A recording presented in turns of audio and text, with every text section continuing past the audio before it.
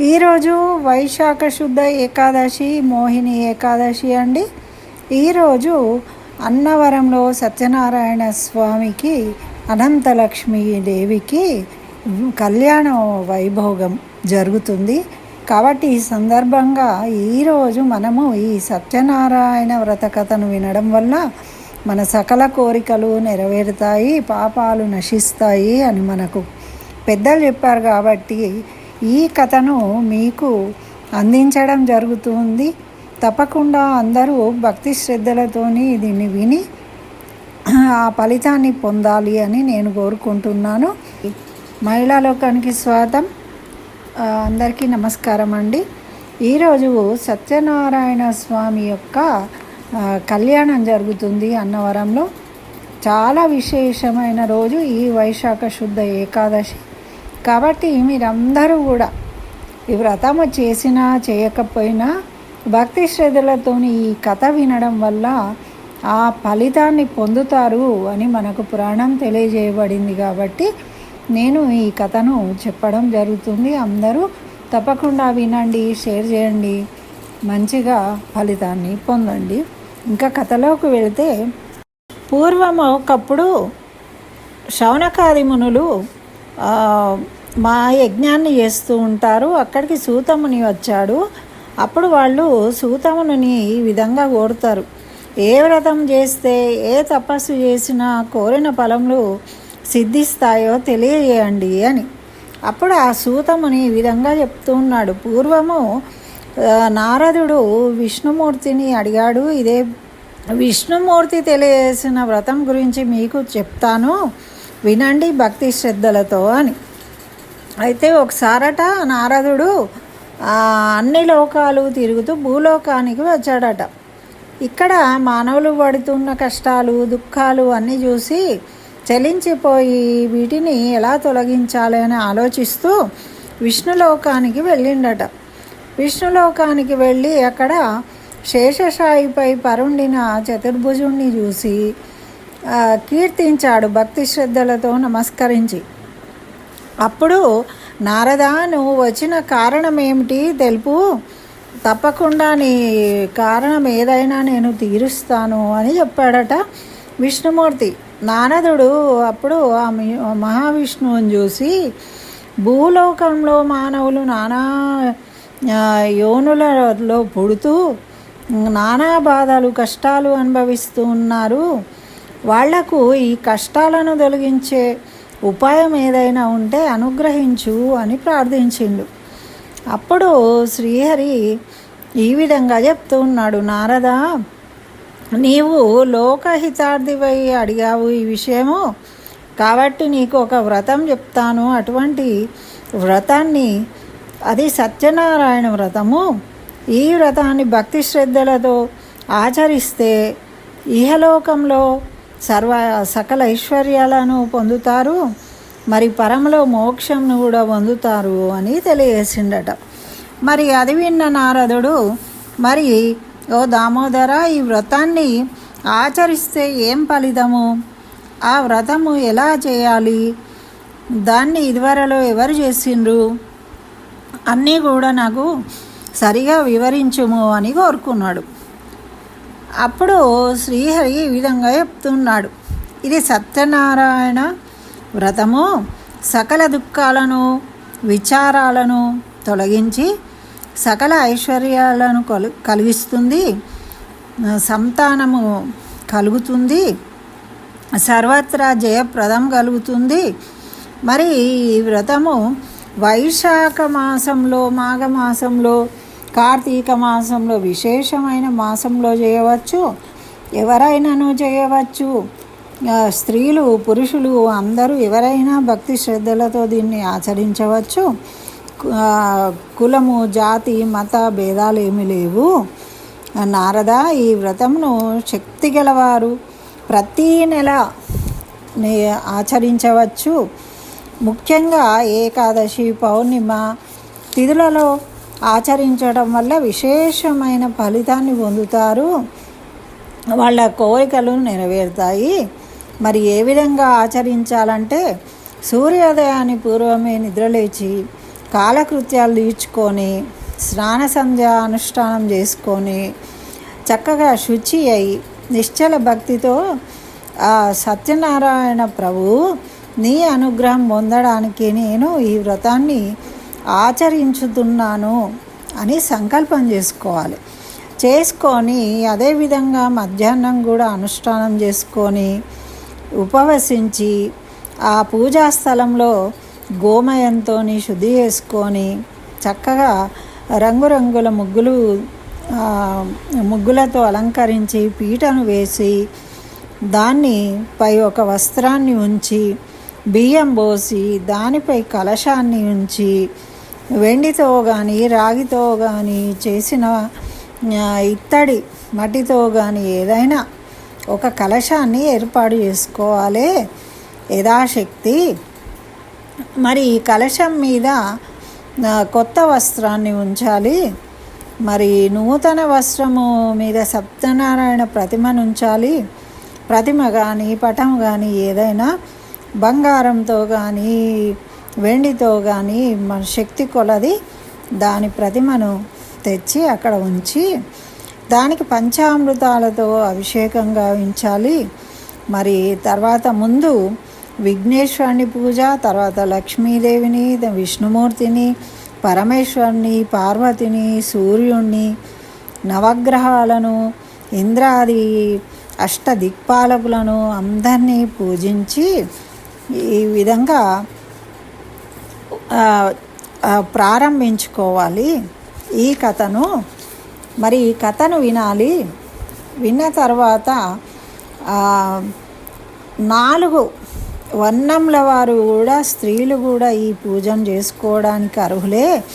ఎవరు కూడా అయ్యో మేము చేయించుకోలేమోనో అనే బాధ అవసరం లేదు. వ్రతంను చేయువారు బ్రాహ్మణులను బంధువులను పిలుచుకోవచ్చు. మరి దీనికి అరటి పండ్లు, ఆవు నెయ్యి, ఆవు పాలు, గోధుమ నూక, లేకుంటే బియ్యం నూక, చక్కెర, లేకుంటే బెల్లము, ఇవి ఇలాంటి ప్రసాదాలను తయారు చేసి నివేదించాలి.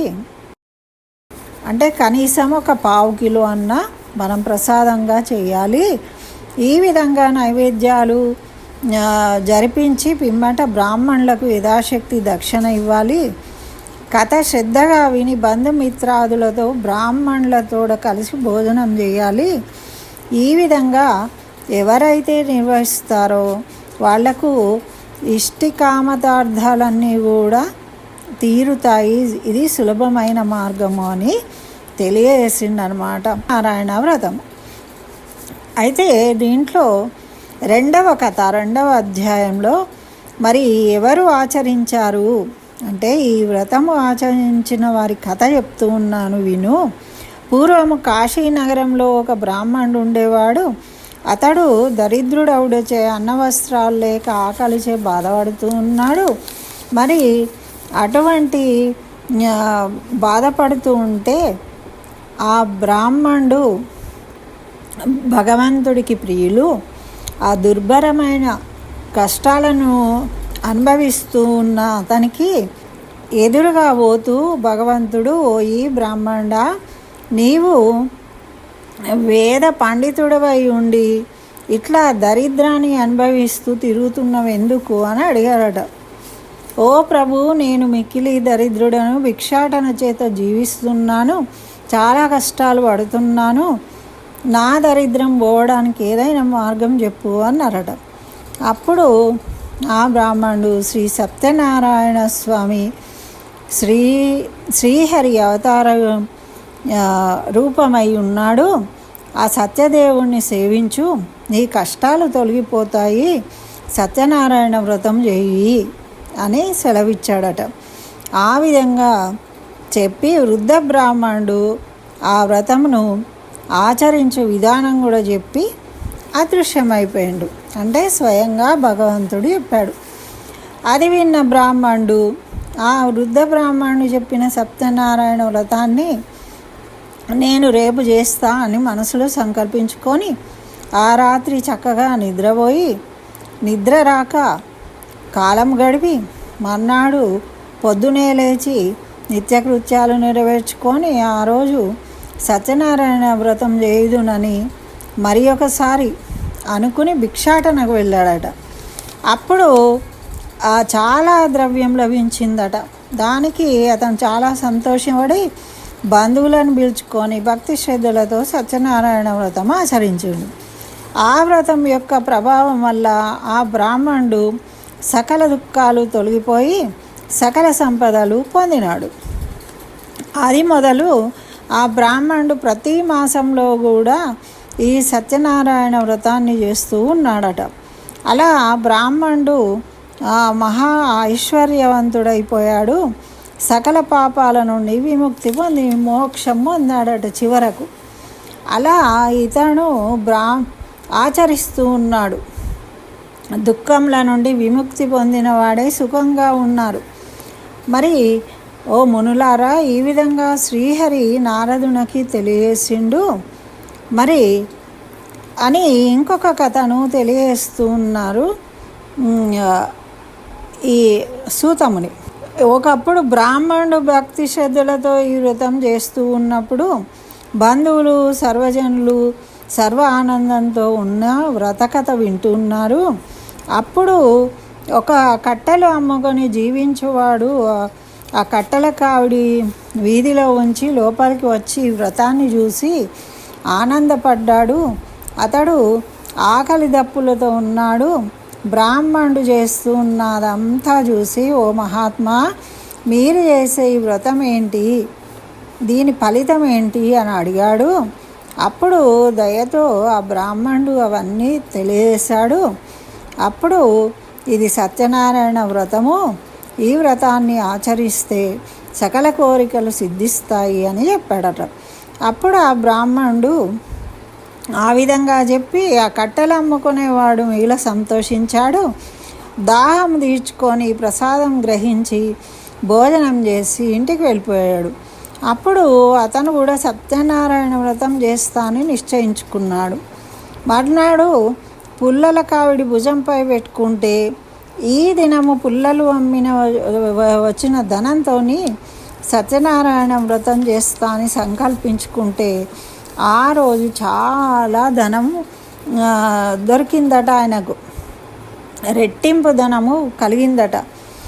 అప్పుడు అతను చక్కగా చక్కెర, నెయ్యి, పాలు, గోధుమ నూక అన్నీ తీసుకువచ్చి భక్తి శ్రద్ధలతోని బంధుమిత్రాదులను ఆహ్వానించి ఈ వ్రతాన్ని చేశాడట. ఈ వ్రత ప్రభావంతో వాడికి ధనము, పుత్రులు, పుత్రికలు సంతోషము పొంది జీవితకాలం సుఖంగా ఉన్నాడట. మరి అదేవిధంగా మునిశ్రేష్ఠులారా, ఇంకో కథ చెప్తాను అని ఇంకో కథ తెలియజేస్తున్నాడు. పూర్వము ఒక రాజు ఉన్నాడు. అతడు ఇంద్రియాలను జయించిన సత్యసంధుడు. ప్రతిదినము దేవాలయానికి పోయేవాడు. బ్రాహ్మణులకు విశేష ధనమిచ్చి సంతోషపెట్టేవాడు. అతని భార్య చాలా సౌందర్యవతి, మంచి గుణం గలది. ఆ దంపతులు ఒకరోజు భద్రశీల నది తీరంలో సత్యనారాయణ వ్రతం ఆచరించారు. ఆ రాజు ఈ వ్రతము చేస్తూ ఉంటే సాధు అనే ఒక వైశ్యుడు అనంతమైన ధనంతో ఒక పడవను నింపుకొని వ్యాపారానికే ఆ మార్గంలో పోతూ ఉన్నాడు. ఈ రాజు చేయుచున్న వ్రతం చూసి ఆ పడవను ఒడ్డున పట్టించి రాజు వద్దకు పోయాడు. మరి ఓ రాజా, నీవిప్పుడు చేసే వ్రతం ఏంటి తెలుపమని అడిగాడు. వైశ్యుడు అట్లా అడగగా రాజు, ఓయి, పుత్రులను పొందుటకై మేము ఈ సత్యనారాయణ వ్రతం చేస్తున్నాము అని తెలియజేసిండట.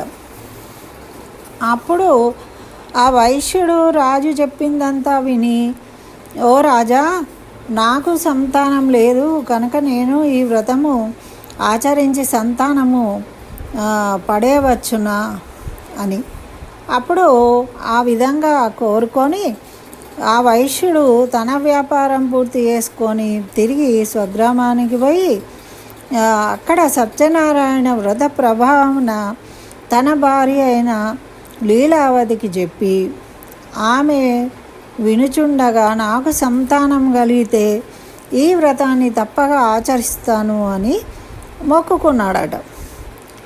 ఒక దినము ఆ లీలావతి ధర్మపరాయణ కాబట్టి భర్తతో సుఖించి గర్భవతి అయింది. ఆ వైశ్య దంపతులు ఒక కుమార్తెను పొందారు. ఆమె పేరు కళావతి అని పేరు పెట్టారు. అల్లారు ముద్దుగా పెంచుకుంటున్నారు. చక్కగా ఆమె దినదిన ప్రవర్ధమానం అవుతుంది. అప్పుడు లీలావతి భర్తను చూసి, నాదా మనకు సంతానం కలిగింది, సత్యనారాయణ వ్రతం చేయవలసింది అని అడిగిందట. అడిగితే అతడు అమ్మాయి వివాహ కాలంలో చేద్దాంలే అని సమాధానం ఇచ్చాడట. తర్వాత కొంతకాలానికి కళావతికి యుక్త వయసు వచ్చింది. ఒక దూతను పిలిచి చక్కని సంబంధాన్ని వెతికిదెమ్మని చెప్పాడు ఆ వైశ్యుడు.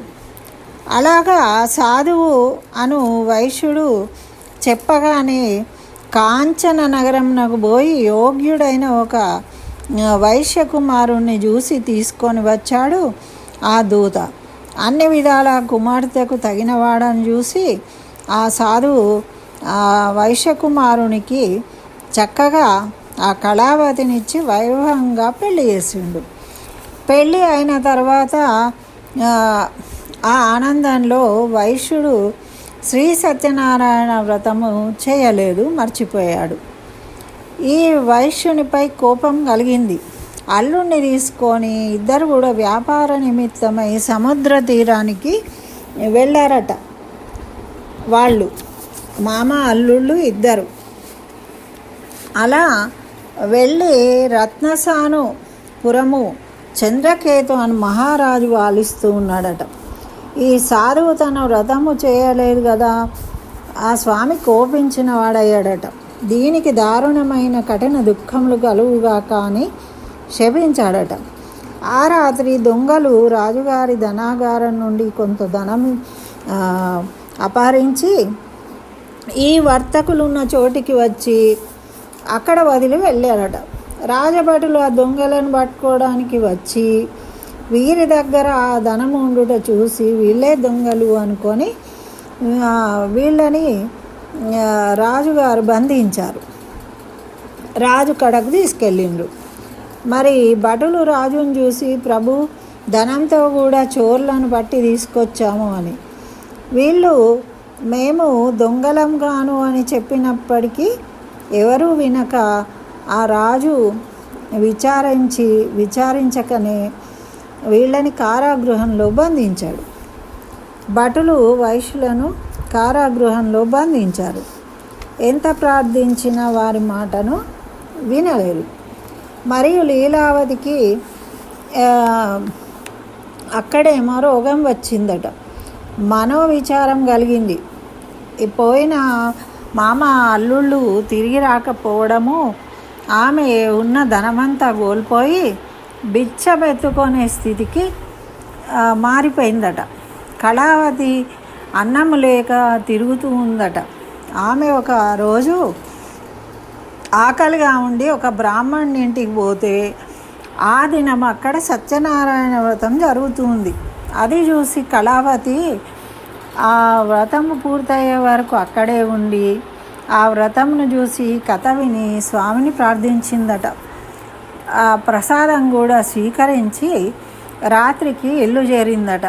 అమ్మాయి రాత్రి వరకు రాకపోవడానికి ఆ లీలావతి చాలా బాధపడుతూ ఉంటే, అప్పుడు అమ్మ ఈ విధంగా సత్యనారాయణ వ్రతం జరుగుతూ ఉంటే ఉన్నాను, వ్రతము పూర్తయ్యే వరకు ఉండి కథ విని ప్రసాదం తీసుకొని వచ్చాను అని చెప్తే లీలావతి సంతోషించిందట. తానును ఈ వ్రతం చేయాలి అని మనసులో సంకల్పించిందట.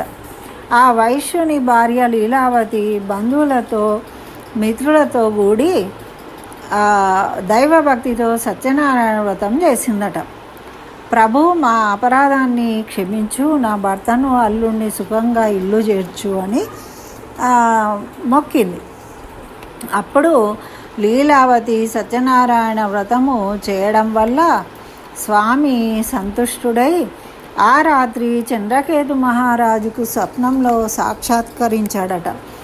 ఆయన ఈ విధంగా బంధింపబడిన వైశ్యులను వాళ్ళు విడిచిపెట్టుము అని ఆజ్ఞ ఇచ్చాడట. అలా చంద్రకేతు మహారాజు వాళ్ళను తెల్లవారి వాళ్ళు తెచ్చుకున్న ధనానికి రెట్టింపు ధనమిచ్చి వస్త్రములు ఇచ్చి బంధ విముక్తులను చేసి సాదరంగా వారిని పంపించాడట. కానీ ఇంకా వాళ్ళకు భయం ఉండేనట. కానీ మీరేం భయపడక్కర్లేదు, మీరు వెళ్ళవచ్చు అని వాళ్ళని గౌరవించి పంపించాడట. అయితే చంద్రకేతు మహారాజు వారిని ఆదరంతో సుఖంగా ఇంటికి పోవచ్చు అనగానే వైశ్యులు రాజుకు నమస్కరించి ఆయన్ని కొనియాడి వాళ్ళు ఇంటికి వెళ్ళడానికి బయలుదేరిండ్రు అన్నమాట. ఇది 4వ కథ.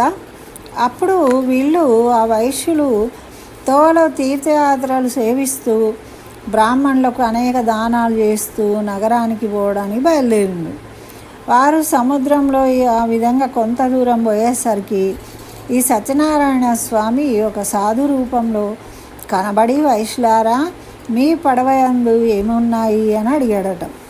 అడిగితే ఆ మాట విని వైశ్యులు ధనగర్వంతో ఏమన్నారంటే, ఓ సన్యాసి, మా పడవలో ఏముంటాయి నీకెందుకు, ధనము అపహరించే ఆలోచనలతో ఉన్నావేమో, ఈ పడవలో ఆకులు అలములు తప్ప ఏమీ లేవు అని చెప్పారట.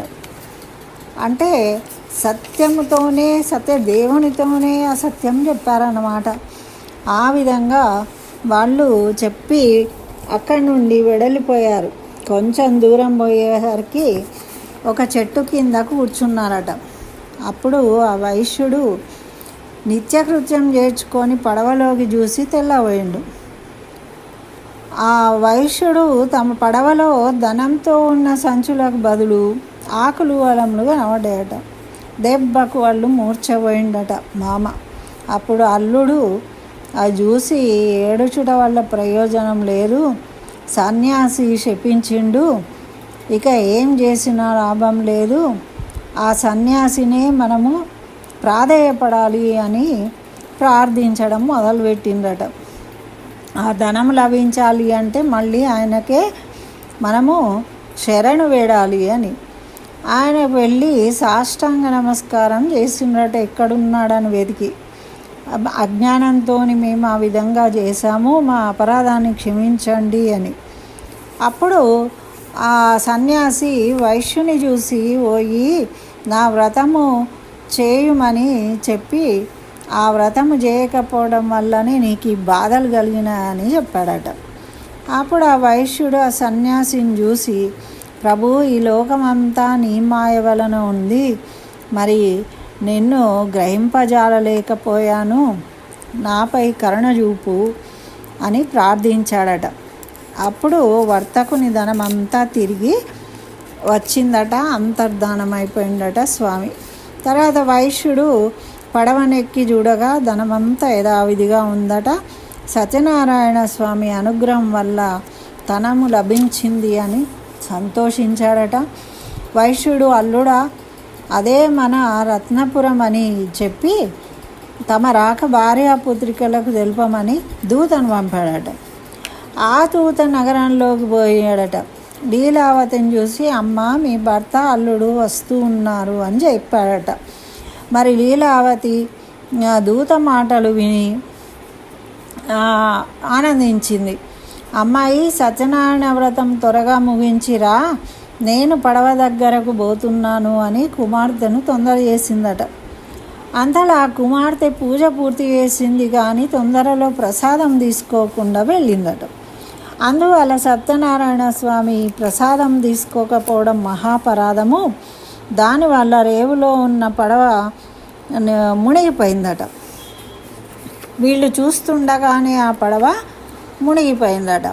వారందరూ చాలా దుఃఖిస్తూ ఉన్నారు. తల్లి తన కుమార్తెను చూసి విలపిస్తుంది, అల్లుడా, చూచుండగానే నావతో కూడా మునిగిపోతివా అని బాధపడుతూ ఉన్నారట. అప్పుడు ఆ సత్యనారాయణ స్వామి మహాత్మ్యము అని తలుచుకొని కుమార్తెను కౌలించుకొని విలపించిందట. కళావతి తన భర్త చనిపోతుండడం చూసి పాదుకలను గైకొని వాటితో సహగమనం చేయడానికి సిద్ధపడ్డదట. వైశ్యుడు అది చూసి దుఃఖిస్తూ ఉన్నాడట. ఇదంతా ఆ సత్యదేవుని మహత్యమే అని తెలుసుకొని అతను ఆ స్వామిని కొలుస్తా అని నిశ్చయించుకున్నాడట. అప్పుడు సత్యనారాయణ స్వామి వైశ్యునిపై కరుణ వహించి, వైశ్యుడా, నీ కుమార్తె ప్రసాదము భుజింపలేదు, భర్తను చూడాలి అని కోరికతో వచ్చింది. ఆమె ఇంటికి పోయి ప్రసాదం తీసుకొని వస్తే ఆమె భర్త తిరిగి జీవిస్తాడు అని. అలా ఆకాశవాణి మాటలు విని కళావతి వెంటనే ఇంటికి పోయి స్వామి ప్రసాదం తీసుకొని వచ్చిందట. సముద్ర తీరానికి రాగానే తన భర్త చక్కగా పైకి లేచాడట నీటిలో నుండి. అది చూసి అందరూ ఆనందించారు. ఇక తండ్రి, ఇక ఆలస్యం ఏం చేసేదవు, ఇంటికి పోయి చక్కగా బంధుమిత్రాదులతో కలిసి అక్కడ సత్యనారాయణ వ్రతం ఆచరించారట. సుఖంగా ఇల్లు చేరుకున్నారట. ఇక ఈ సూతముని మరలా ఈ విధంగా చెప్తున్నాడు. ఓ మునీంద్రులారా, ఇంకొక కథ చెప్తాను విను. తుంగధ్వజుడు అనే రాజు ఉండేవాడు. కన్న తండ్రి వాళ్ళే పాలించేవాడు. ఆ తుంగధ్వజుడు ఒకనాడు అరణ్యంలో పోయి అనేక జంతువులను సంవరించి తిరిగి ఇంటికి వస్తూ ఉన్నాడు. మార్గంలో ఒక మారేడు చెట్టు కింద గొల్లలు బంధువులతో కూర్చుని వ్రతం చేస్తూ ఉన్నారు. అది చూశాడు. మనోగర్వం చేత అక్కడ ఉన్న స్వామికి నమస్కారం కూడా చేయలేదట. మరి తర్వాత గొల్లలు ప్రసాదం తెచ్చి ఇస్తే రాజు ముందర ఉంచితే దాన్ని తిరస్కరించాడట. భక్తితో వాళ్ళు ప్రసాదాన్ని తీసుకున్నప్పటికీ రాజు ఆ ప్రసాదాన్ని భుజింపకనే తన నగరానికి వెళ్ళిపోయాడట. క్రమంగా దరిద్రం సంభవించింది. ఆయన సంపదలన్నీ హరించుకుపోయాయట. ఇది అంతా చూసి రాజు తనలో తాను, ఆహా, గొల్లలు ఇచ్చారని నీచంగా భావించి ప్రసాదాన్ని భక్షింపలేదు, తిరస్కరించాను. అందుచే సత్యదేవుని ఆగ్రహం కలిగింది అని తిరిగి ఆ గొల్లల చెంతకు పోయి భక్తి శ్రద్ధలతో సత్యనారాయణ స్వామి వ్రతంను ఆచరించి పిదప రాజు మరల ధనవంతుడయ్యాడట. సకల కష్టాల నుండి విముక్తుడయ్యాడట. ఈ విధంగా తరించారు. ఈ మహాప్రభావమైన ఈ వ్రతాన్ని భక్తి శ్రద్ధలతో ఎవరు ఆచరిస్తారో, ఈ కథను భక్తితో ఎవరు వింటారో వారు ధనవంతులవుతారు. బంధనము పొందినవాడు విముక్తిని పొందుతారు. భయగ్రస్తులకు భయం తొలగిపోతుంది. సకల అభిష్టాలు తీరుతాయి. స్వర్గలోక ప్రాప్తిని పొందుతారు. కాబట్టి సత్యనారాయణ వ్రతము ఆచరించిన మానవుడు సర్వ విధముల దుఃఖముల నుండి విముక్తుడై సకల ఐశ్వర్యాలను, సకల భోగాలను పొందుతాడు అని సూతముని ఆ విధంగా శౌనకాది మునులకు తెలియజేసిండు. ఆ శ్రీ మహావిష్ణువు ఆ నారదుల వారికి తెలియజేశాడు అని ఈ కథను చెప్పడం జరిగింది. ఓం సత్యనారాయణాయ నమః. స్వస్తి.